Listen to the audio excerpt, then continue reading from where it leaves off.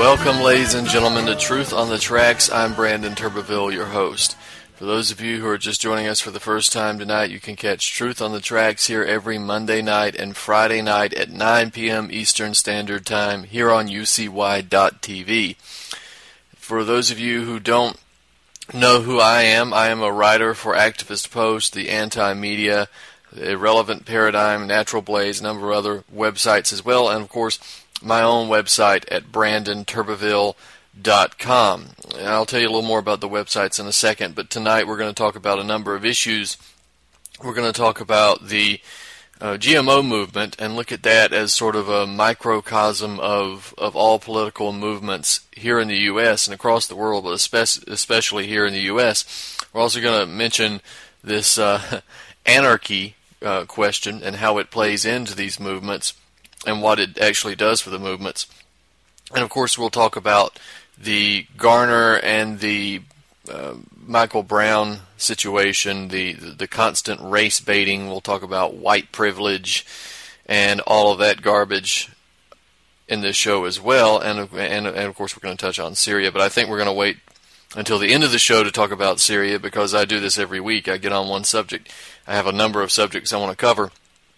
And then I get on one and I stay on it for 45 minutes and we don't get to the other topic. So I'll try to change that tonight and manage my time better for the benefit of my listeners. Now, my website, again, brandonturbeville.com. You can go there and you can find all of the articles that I write regardless of the original publication. You can also find my books over there at the Books tab. You can find my contact info, the YouTube videos, the archive versions of this show. All of that stuff can be found there at brandonturbeville.com. We've made some improvements to the site. We've added an events tab and we finally made it to where you don't have to type in the 3 W's at the beginning of the website name. So some slight improvements. But if you're interested in seeing where I might be speaking or appearing in the future, there is the events tab now on brandonturbeville.com. And speaking of that, we just had a successful event in Mullins, South Carolina. We had a full house. It was standing room only for my presentation there, The Road to Damascus, Terrorism and Destabilization in Syria, where we discussed the Syrian crisis, where we discussed color revolutions, destabilizations, and the nature of Al-Qaeda and that sort of thing. All of that right there. In Mullins, South Carolina at Coffee, etc. And again, very successful event. Had some, it was very eventful as well. So we'll hopefully have a YouTube video. I don't know how well the sound was recorded at this event. We've had a couple cameras there, but I'm not sure exactly how well they recorded the sound or how well the video is going to appear. But regardless, we'll try to get that up. That video is being uploaded and edited as we speak, so we'll try to get that up, and when we do, you can find it at brandonturbeville.com. So, we got to get into these different topics that I mentioned, and I wanted to talk about the GMO topic first because it kind of leads into where we're going to go with the show tonight. And last week, I ended the show, I was complaining about the Just Label It movement, and I was complaining about how quite frankly, a lot of the movements in 2014 simply don't have any balls when it comes to what their demands might be. Look at the GMO movement. As I said, there was 2 places in Hawaii that banned the cultivation of GM foods, and there was a county in California that banned the cultivation of GM foods. And I'm under the impression that there have been legal challenges to those bans because they were put up as referendums and the people voted to ban the cultivation of those foods in those areas. There has, of course, been a legal challenge, and we don't know, we have an idea of where that's going to go, but we don't know what the outcome of that has been yet.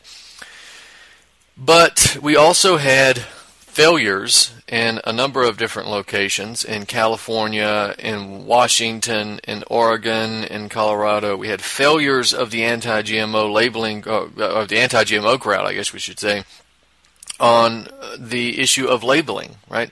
Now, anybody who knows California, Washington, Oregon, Colorado, you know the people there, you've been there, you'll know that they're not fans of GMOs. In fact, some of the areas, Oregon, California especially, it's a way of life to try to avoid GMOs in a lot of these areas. So nobody in their mind realistically believes that the people of California and Oregon do not want their genetically modified food products that are in their food supply labeled.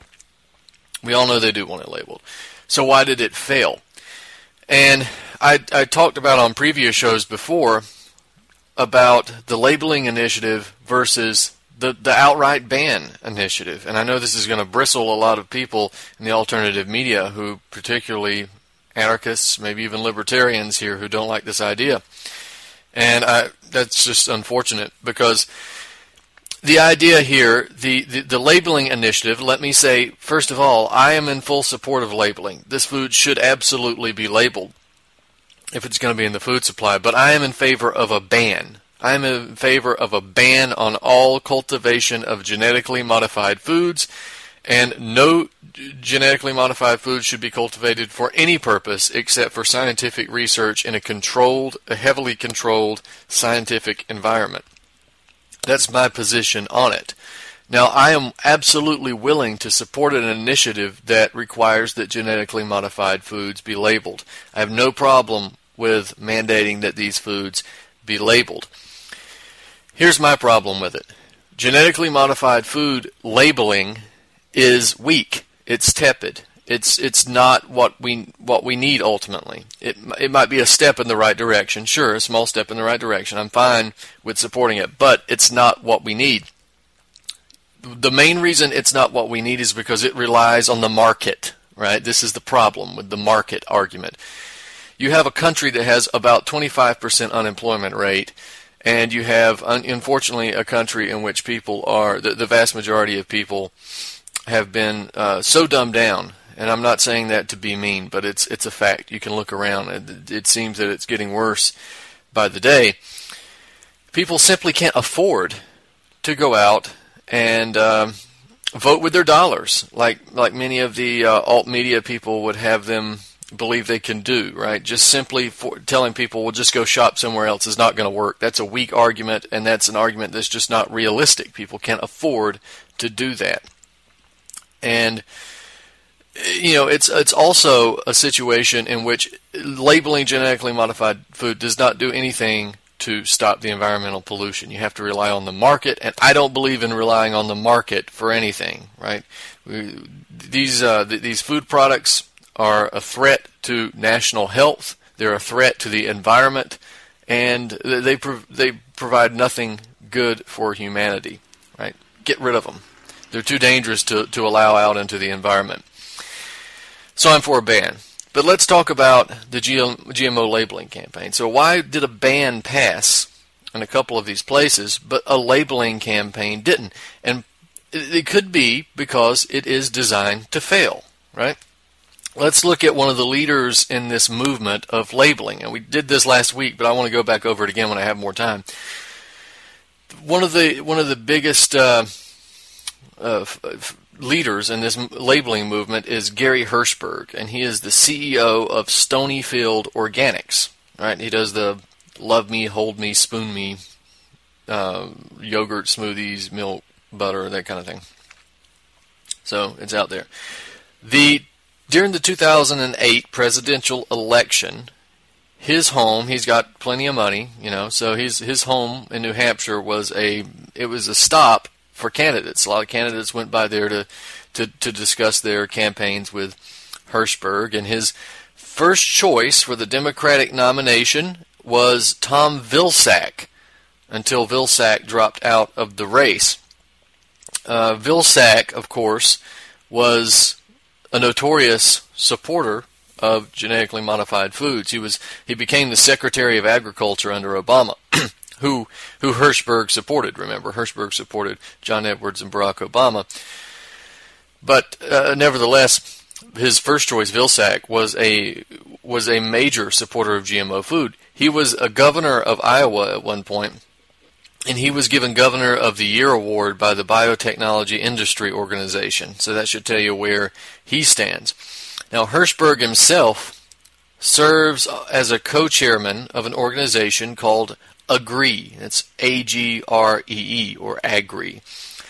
The stated objective of this organization is, quote, to build consensus around solutions to critical issues facing the food and agriculture system, end quote. Now, the foundation partners of AGREE are the Bill and Melinda Gates Foundation, the Ford Foundation, and the Rockefeller Foundation. Now, it's kind of hard to imagine any foundations that might be more friendly to genetically modified foods than the three that I've just mentioned. So Mr. Anti-GMO Leader is in bed with the Bill and Melinda Gates Foundation, Ford Foundation, and the Rockefeller Foundation. Now, Hirschberg wrote a book called Stirring It Up, How to Make Money and Save the World. Now, this is the kind of book that makes its rounds in the alt media, and particularly in three circles. One circle would be the consciousness circle, where everything is love and light, nothing bad happens in the world, and everything is going to be fine. And so stirring things up, making money, saving the world, it's all positive. And, this is the kind of crap that, circulates there.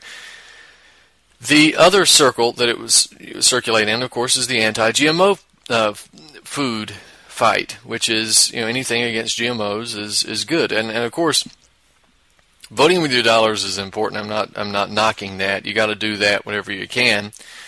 But it's going to, because the book is allegedly against genetically modified foods, it's going to circulate in the genetically modified food camp, the anti-GMO camp. So there's also the third, and that is the anarcho-libertarian crowds, right? And I would say more libertarian because sometimes you can't even tell what anarchists are even arguing for. Right? I think they just want to absolutely destroy all vestiges of civilization and return to barbarism. Libertarians at least want to make some money in the process of changing things. So the books like this would absolutely appeal to them, right? You make money and save the world at the same time, voting with your dollars and relying on the market and all that kind of stuff. Well, here's the problem. It's not going to work, right? It does not work. It's not going to stop, again, as I said, the environmental contamination of the planet and of the country. It's not going to stop Monsanto seeds and genes from drifting over into organic crops or non-GMO crops. It's not going to stop the spray of Roundup all over the world. It's not going to end the increasing cancer rates. What it's going to do is make poor people even poorer if it's made as a national movement. And again, voting with your dollars is important. I'm not criticizing that, but saying that that's the only solution that you can make is putting the responsibility of a ruthless corporation on the backs of the victims. It's blaming the victim is what it is. Now, what you need is an attack on the head of the problem, just in terms of genetically modified foods, right? That is a ban. You need a ban.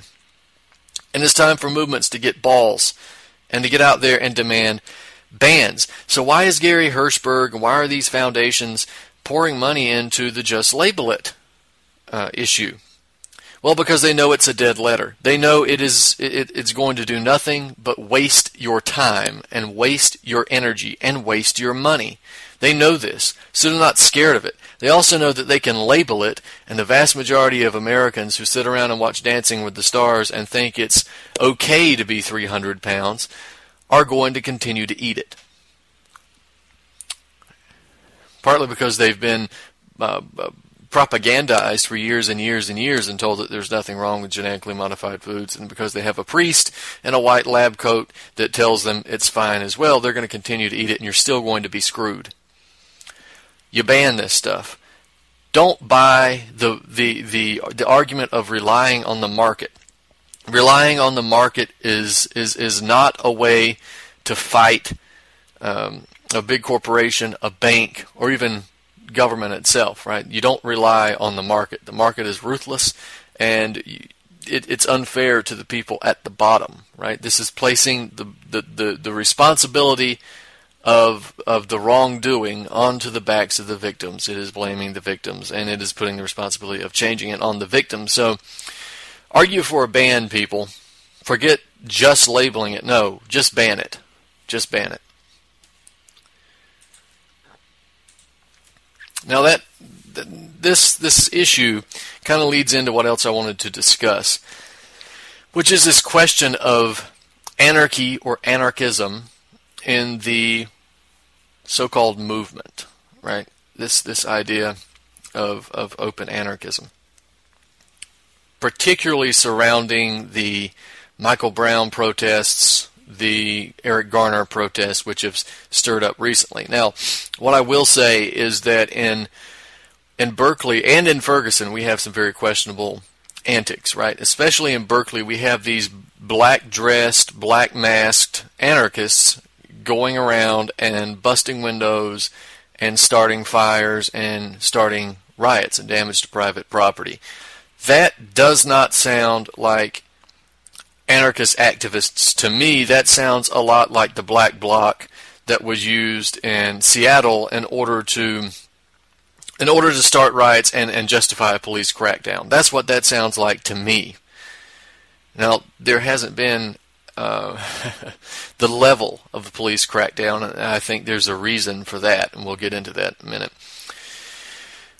There's also situations in Ferguson where there have been video reports, there has been evidence that many of the areas that first started seeing some of the riots the second time around, not the first time around when shortly after Michael Brown was killed, we had this mob of savages burning down the neighborhood of Michael Brown's neighborhood. So that might have been something different, or it may not have been. It could have been orchestrated as well. But we had this situation in Ferguson where the police had cordoned off a number of areas. It was on complete lockdown, and many of these areas are the areas where fires and riots or fires and property damage and buildings burned down. So you ask the question, if it was on total lockdown, how did those buildings burn down with the police standing right next to them? That's a good question. But let's turn to the question of anarchists, right? I've seen a lot of pitiful displays of anarchy recently with the Ferguson and Brown protests, right? Particularly the fact that anarchists are supporting the riots. I'm not talking about protest. I'm not talking about even shutting down the freeway and shutting down the subway. One can argue both ways about that in terms of tactics of protest. One obviously cannot argue that stopping traffic on the freeway and then jerking people out of their cars or hopping on cars and jumping up and down like a bunch of animals is a justified protest march. That's property damage, and that should get you shot. Burning people's shops down, burning stores down, all of this, of course, is nothing but just senseless violence. It's barbarism, and what else can you say about that? It's a de-evolution of civilization, I guess you could say. Can't be justified. But notice they never marched on the police station. The police killed Michael Brown, but God forbid you march on the police. No, you got to go burn your own neighborhoods down and blame white people. And that was engineered to begin with from the race baiters that were involved. But let me stay on topic right here about the anarchists. We'll get to the race baiting in a second. The anarchists have been supporting the riots. Again, not protests, not even shutting down the freeway or subway, but actual riots. Burning down buildings, burning cars, burning down stores, burning down or burning houses, that sort of thing. Anarchists are fine with that. In fact, we've had a number of occasions where anarchists have actually encouraged the riots because they want to burn the system down, to build a new system. That sounds very Freemasonic, to be honest. But they want to burn the system down. All of this proves my point, what I've been saying for a year, this anarchy stuff. And again, I don't mean to be offensive to my anarchist friends here. I have a lot in common with them all. We share a lot of the same ideological conclusions that we've made. But I'm sorry, this you got to call a spade, right? You're proving my point. When you go out and say that anarchy, when we say we want anarchy, we don't want chaos, we don't want violence, we want a peaceful society that is free of the use of force and all that kind of stuff. Bull. What you want is to get rid of the government. You don't care about violence, you don't care about chaos, you don't care about destruction of property because you're justifying it. I heard so many anarchists arguing for the continuation of the riots. Where's all this justification of the defense of private property, right? People had their private property destroyed. You didn't care about that. You didn't mind people having their cars set on fire. You didn't mind people having their house set on fire or their building set on fire. I heard anarchists making comments saying that the American people should not even get upset about the riots that are taking place. They should worry about the government, not the riots that are taking place in Ferguson. No, of course not. Well, why not? Again, you're proving my point. Anarchists out there, you're justifying the destruction of people's private property. You're justifying absolute chaos. You're justifying absolute violence. Please, get on the microphone and tell that to everybody you meet. You're only helping my argumentation here. So in other words, let's be clear. Many of these anarchists have absolutely no problem with the destruction of private property. They only have a problem with it when it's the government doing it. So thank you for proving my point. This also goes back to the nature of anarchy as it was presented back in the 1800s, right, in Russia. Because that's what was being argued for, was anarchy back then. Might surprise a lot of people that the socialist revolutionaries were actually anarchists, but that's a fact. So we'll get off the anarchists for a minute, and I will say that there have been a lot of anarcho-libertarians who saw the hypocrisy in calling for the destruction of private property, and did speak out about that. But for those of you who didn't, and for those of you who justified it and who engaged in it, then, shame on you for that. I have no respect for that. All right. So the race baiting. The Michael Brown issue, that's a little murky. We don't know, was Brown, was he charging Darren Wilson? Was Darren Wilson, whatever. I don't know. We can't go through the details on that. The issue never should have been Michael Brown to begin with. From what I can tell, we had a fight between two pieces of crap, and one ended up dead. The issue should not have been Michael Brown. It shouldn't even, it shouldn't have been Darren Wilson. Darryl Wilson, I think it's Darren. Shouldn't have been either of these two individuals. What it should have been about was systematic police brutality. This is not the first person that's been killed in Ferguson by police, and it won't be the last. Eric Garner.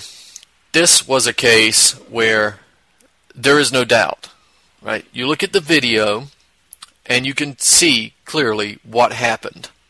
Eric Garner was murdered by police. It was murder, right? Look at the video. The guy's not resisting. The guy's not fighting anybody.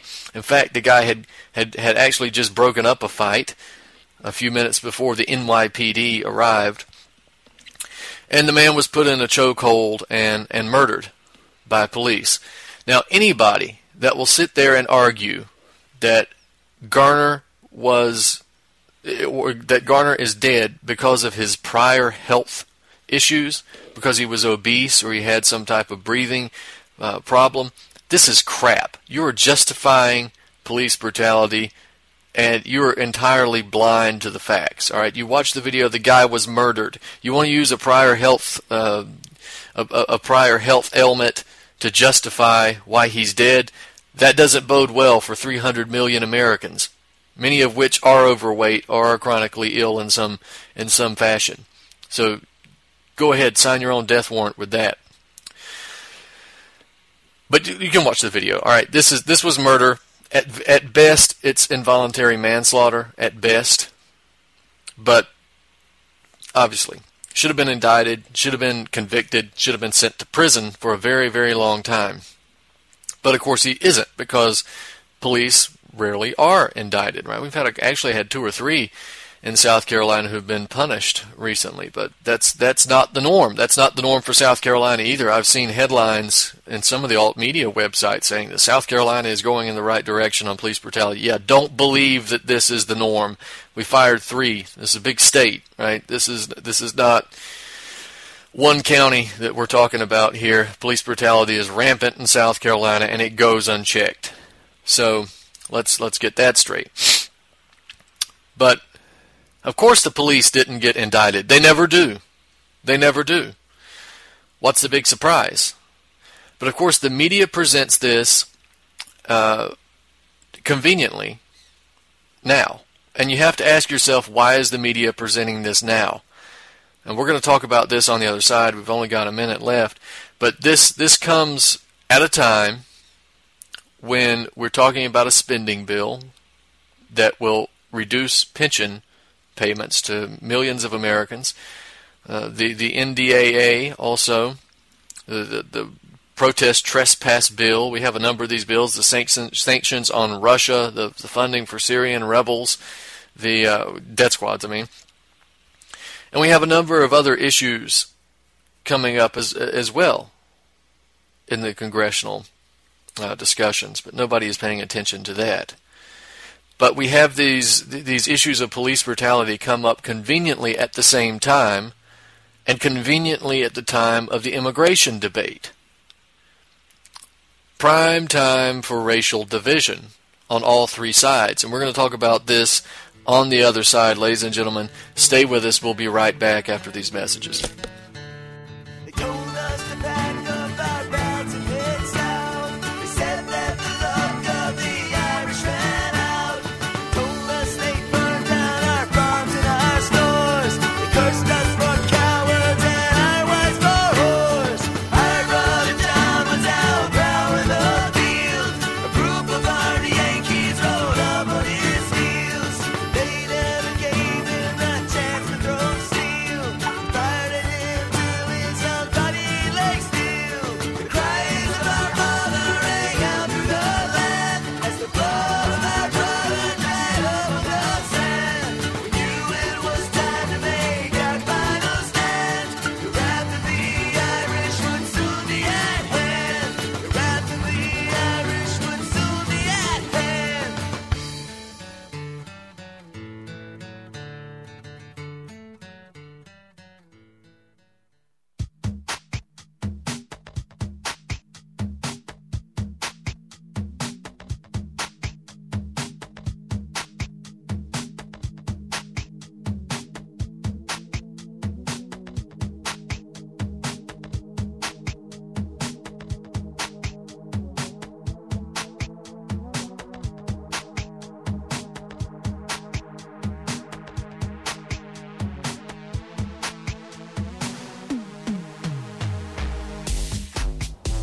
GM organizers say tens of thousands of people gathered here today. They came from all walks of life to protest the deaths of unarmed black men and boys at the hands of law enforcement. Their message for the nation's leaders, that the status quo is unacceptable.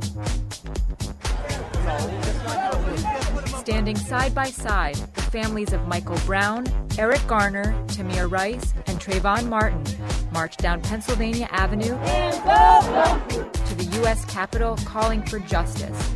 Gwen Carr's son was Eric Garner. We need to stand like this at all times.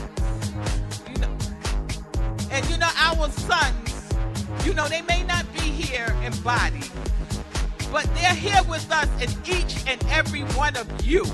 Y'all brought them here today. Tell me what democracy looks like. This is what democracy looks like. Garner was killed in a chokehold by New York City police last July. Earlier this month, a Staten Island grand jury decided not to indict the officer. A week earlier, a grand jury in Ferguson, Missouri reached the same conclusion in the shooting death of 18-year-old Michael Brown. Leslie McSpadden is Brown's mother. What a sea of people.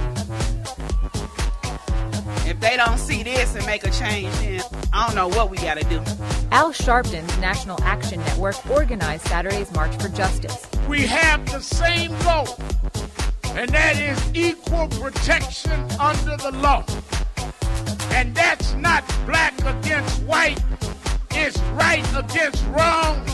Sheila Williams marched with two of her sons. If we don't make a change, then he's going to be one of the Trayvon Martin or the Michael Browns.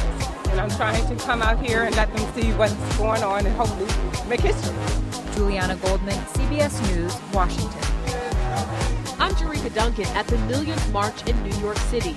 Here, an overflow of demonstrators shut down parts of Manhattan. Families who lost loved ones at the hands of police led the march, which started in Washington Square Park. Black Lives Matter! Signs like this stated Ferguson is everywhere, while the sounds of the crowd added to the calls for a more just society. Nicole Bell was front and center. She's the fiancée of Sean Bell, who was unarmed when police gunned him down in 2006, the morning of his wedding. Nicole says the marches are not about just losing black lives. Everyone is outraged, and not just because we're black, but because we're human. And we know that this is a human crisis, not just a black crisis. If you look out in the crowd, this is everyone's problem. 30-year-old Matthew McLeod has participated in several marches in the last week. We are giving voice to something that's important. So if we say something that has been heard by someone else, then yeah, it's worth it for everyone to be heard. People of all races and ages walked side by side. Hands up! Hands up! Don't shoot! Police lined the 4-mile route unfazed by the chants criticizing them. Officer Capers called the protest peaceful. And it's America. You get to express your feelings. For more news, visit pigmynews.com. This is Ozzy Skateboard, and you're listening to UCY.tv.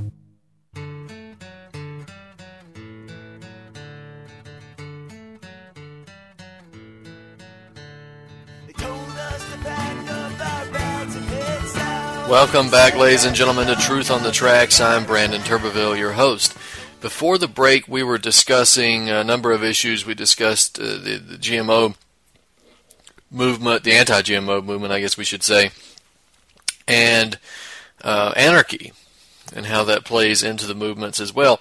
But we also got into the race-baiting issues surrounding the Eric Garner and Michael Brown case, particularly the Michael Brown case, but it really started to overshadow. They piggybacked onto the Eric Garner situation, despite the fact that the family members were even saying that this wasn't a racial issue, this was a cop issue, and that we're all affected by this. But of course, that got erased from the mainstream media's talking points, because the mainstream media is doing something here intentionally. Now, listeners to this show will understand what I mean when I talk about color revolutions and destabilizations, and hopefully you'll understand what I'm talking about when I say counterinsurgency strategy. That's what this is. That's what this is. Police have killed, since 9/11, they've killed more American citizens than have died in Iraq. It's about 5,000. So let that sink in for a minute. Now, the alternative media has done a great job at exposing these incidents. Cop Block is one organization that has been right out there in the forefront of exposing these incidents, as well as many other alternative media outlets, with the exception of a few local news reports that have covered the issues in small detail, posted up the story, and then moved on. There's been very little mainstream coverage of this, right? And even when there is coverage, there is the requisite talking head telling everyone why the officer was justified in killing puppies or kittens or old ladies or paraplegics or, whatever. Why all of a sudden is the mainstream media blasting out the story of Michael Brown? Just like Trayvon Martin, right? another situation in which conveniently the perpetrator is white, and actually in Trayvon Martin's case, the perpetrator was a Hispanic Jew, not a white guy. But hey, he wasn't black, so they called him white, and that's all that matters. The victim is black, as in both cases, and the law, of course, was on the side of the perpetrator in both cases, even though the Trayvon Martin issue was not even cut and dried in that. So I don't want to get too convoluted here. But why was there so much media attention surrounding Trayvon Martin? Why was the Justice Department involved in stirring up protest regarding Trayvon Martin? Ask yourself this: why is the mainstream media, which is controlled by 5 major corporations, suddenly concerned about black people? Do you really think that 5 major corporations are concerned about black people? Do you think they're concerned about police brutality? Come on. Get real. They're not. They're not concerned with that at all. They're doing this for a reason. And you can even argue that the Michael Brown story, well, that was just one that slipped through. Well, what about the Eric Garner case? Why are they covering that so much? Granted, it should be covered. The issue should be covered. But why are they doing it? They don't cover anything else of value. They didn't cover up police brutality for nearly 15 years as it escalated and escalated and escalated. They didn't cover it. Why are they doing that now? And again, conveniently tied with the immigration issue. They covered the police brutality issue and immediately turned it into an issue of race. So follow this logically. Police go into an area and kill an unarmed teenager. So the enemy is white people. Makes a lot of sense, huh? That's why you've got protests saying Black Lives Matter. I guess all lives don't. And why you've got these stupid, idiotic white liberals running around talking about white privilege, which is a farce. It's fake. It's not real. There's no such thing as white privilege. This is not 1963. It's 2014. There is no white privilege. And I'm not going to get into a debating match of whose oppression is greater than the next race, or it's not what we're going to do on this show. But white privilege is crap. Let's get that clear. But of course you've got the white liberals who will go out to protest and be told that white people should step back and stand in the back of the protest.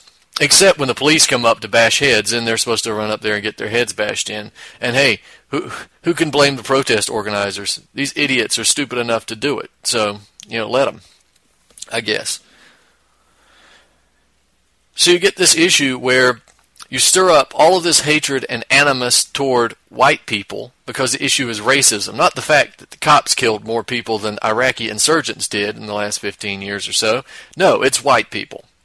So you stir up this constant race baiting, this constant whining about white people and white privilege, and white people are doing this and white people are doing that, and if a tree falls in the forest, it's because a white person cut it down because he hates black people. And eventually, there is the statistic, by the way, that in terms of interracial crimes, there are much more black on white interracial crimes. Those are the statistics, whether they make people uncomfortable or not. And so now these stories are being broadcast, but not in the mainstream. They're being broadcast on the conservative media. Maybe some on the Fox news stations, the rabid conservative lunatics like Bill O'Reilly and Sean Hannity promote this kind of stuff repeatedly. And so white people see that they're being blamed for everything, and yet when a minority attacks a white person, it's scarcely even addressed in the media. And so now white people become distrustful of any minority and any person who's not white or middle class. And you see how this racial tension stirs up. And I mentioned earlier, conveniently at the time of the immigration debate, so American citizens, black and white, are disgusted by the fact that hordes of immigrants coming from Mexico and the third world can be allowed into the country while we have a 25% unemployment rate, and still people have the gall to argue that it's good for the economy, despite the fact that they can't ever explain how these people are going to get jobs when the people who live here and have a right to them to begin with can't get them. Americans are disgusted by that. But do they take it out on their government? No, they take it out on the immigrants, the people who came here to get a better life, the same thing that you would have done. They take it out on the Mexicans, the Latinos. And so the Latinos, who have just come here to get a better life, whether we agree with allowing them in or not, experience hatred and tension in their direction. And so their natural response is to project that hatred back out to the blacks and whites here in the U.S. It's very simple, really. It's very tribal and very simple. And it works every time because, unfortunately, people who, especially those who are glued to a television screen, are easily prompted to fight one another. Right? You just got to tell them the enemy is the other race, and they break down right into their stupid little tribes again, and they start doing this. And, of course, you got anarchists in the midst encouraging them to destroy their own neighborhoods. So good job, anarchists. Good job again. But this is counterinsurgency strategy. I talked about this a long time ago, which was essentially how the United States broke the backs of the Iraqi insurgency. It works the same in any people, by the way. While many people might think that the United States is past this, it's not. The United States is really not as exceptional as you think. You're not that much different from people in the Middle East. You're very similar, actually. But this is how the Americans did it. When the Americans invaded in Iraq in 2003, the Iraqi opposition was largely united against the United States. Sunnis, Shiites, they all wanted the U.S. out, because that's a funny thing when you go into a country and you slaughter men, women, and children who did absolutely nothing wrong. When you cut the power, and when you're in the middle of a desert and you cut the water supply, people tend to get pissed off, and they tend not to like you, and they tend not to want you in their country, and they tend to fight back, which is what they did. And Sunni and Shiites were fighting right alongside one another to get the United States out, and the United States was getting its ass kicked on the ground, just like in Vietnam. So what happened was John Negroponte came in, the U.S. ambassador to Iraq, and his underling, his protege, Robert Ford, who became the U.S. ambassador to Syria, where he would do the same thing in Syria. They came in and they funded death squads. They organized, trained, and funded death squads to go out and attack Shiites, and claimed that they were Sunni death squads and they were attacking Shiites for being, I guess, apostates. And then they funded death squads to go attack the Sunnis and say that they were Shiites attacking the Sunnis because the Sunnis were apostates. And they did this over and over and over again. Well, of course, it wasn't well known that these death squads were funded by the State Department right there on the ground. The people on the ground could only see that, hey, we're Shiites and the Sunnis are attacking us. The Sunnis could see that, hey, look, we're Sunnis and the Shiites are attacking us. So we have to respond. We can't just sit here and be attacked because of our religious beliefs and discriminated against by this other group. So they responded. And then the Sunnis really did attack the Shiites, and the Shiites really did attack the Sunnis. And all this went back and forth until there was a civil war between Shiites and Sunnis in the United States. And the United States could sit back and watch as Iraqi society destroyed itself.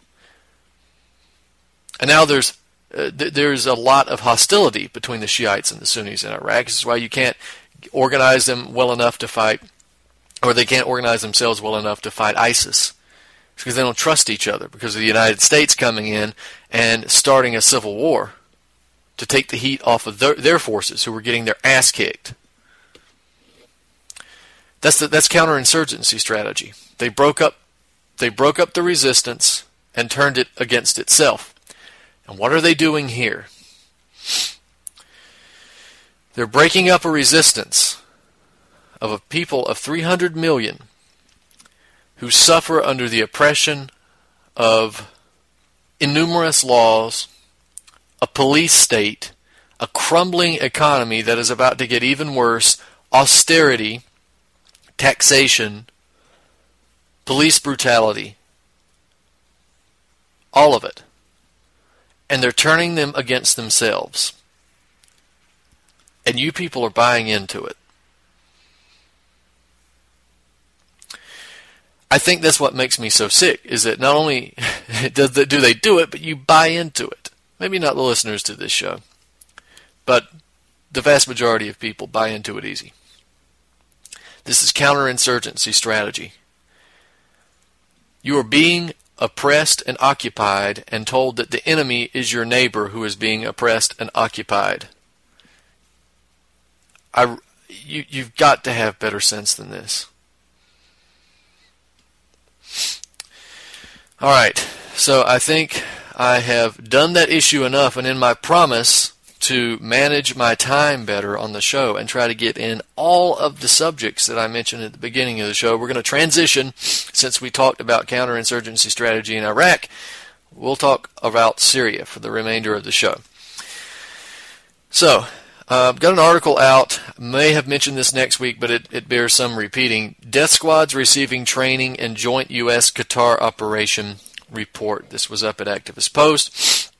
Not really new news, but it's worth reporting, right? We have this in a report by Reuters that there are Western-backed death squad fighters, and of course Reuters doesn't call them that, but they're operating in Syria and receiving a portion of their training inside Qatar via the Qatari government and the United States. Again, not really a surprise, but the Reuters reporters had unnamed sources as their source of information, and that they reported that there was training taking place near Doha in Qatar, in between the border of Saudi Arabia and the American Air Force base, Al Udeid Air Base, which is the largest U.S. base in the Middle East, actually. And Al Udeid is located inside a military zone protected by Qatari special forces, but somewhere in this area is where the training is taking place.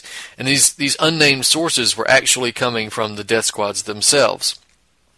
So they're belonging to the Free Syrian Army, allegedly. Of course, we know that the Free Syrian Army is nothing but an umbrella group of death squad fanatics that are passed off as moderates by the Western governments.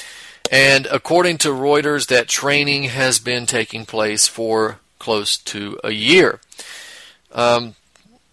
The program allegedly involves the identification of small groups of jihadists who are already fighting in Syria. The CIA will identify these groups, relocate them to Qatar, taking them through Turkey and on back out to Qatar, and then training them in ambush techniques, and then shipping them back into Syria via Turkey. Now, of course, the Reuters article will say that there's no training in IEDs or other advanced techniques, but that's largely BS. We know that they're being trained in advanced methods. We've covered that before. The Reuters article tries to portray these rebels as being trained, as being moderates, essentially, not members of the Islamic State, but we know that, again, these are the exact same thing. The Islamic State, the Free Syrian Army, it's all the same. And let's see here. My screen has frozen up. Are we still recording? Yes, we are. Okay. So again, we know that the Free Syrian Army and the Islamic State is nothing more than Al-Qaeda, which is itself entirely controlled and coordinated by Western powers, and it has been since the very beginning. Just remember that Islamic State came from the Islamic State of Iraq and Syria, which came from the Islamic Emirate of Iraq and the Levant, which came from the Islamic Emirate of Iraq, and that came from the Al-Qaeda in Iraq, Al-Nusra organization. So it's a direct descendant. It is nothing but a name change. Don't get fooled by any semantics played by the mainstream media. Now, we've also got this level of hypocrisy, which we should be used to by now here in the West, which is the U.S. airstrikes on Syria. The American airstrikes in Raqqa had devastated Syrian infrastructure, killed a number of innocent civilians. Shortly after that, the Syrian government engaged in military strikes in the same location, in Raqqa, and the United States immediately came out and condemned the airstrikes. It's great, right? On November 26th, we had a report from the United Nations. It addressed the issue of civilian deaths at the hands of the American airstrikes, and they cited 50 dead civilians since the start of the air campaign. This is what it says. The international coalition continued airstrikes against ISIL in Syria on a near-daily basis, with reports of some 865 people killed, including 50 civilians in Aleppo, Deir el-Zor, Haseka, Idlib, Raqqa, since strikes began. Now, it's important to acknowledge that 50 dead civilians, if there's 50 civilians are dead, but the figure of 50 dead civilians is low, very low. American airstrikes have been known to target residential neighborhoods filled with civilians and killing a good portion of them in just one fell swoop.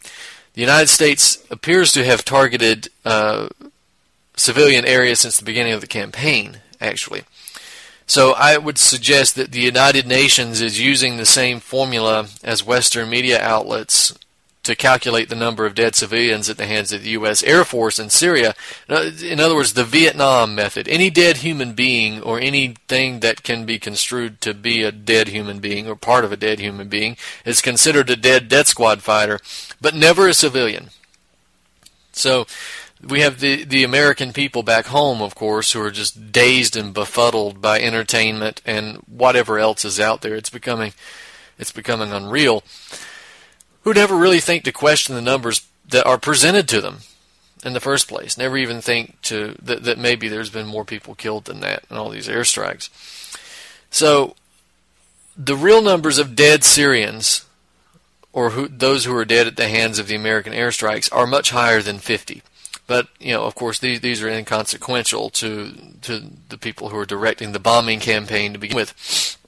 But notice that when the Syrian government, which is the only legitimate force operating in Syria and the only legitimate power that is fighting the Western death squads, when it engages in airstrikes in the same location in Raqqa, the United States has to come out and condemn it and experience all this hysteria and panic and crimes against humanity and intentional targeting of civilians, all of this.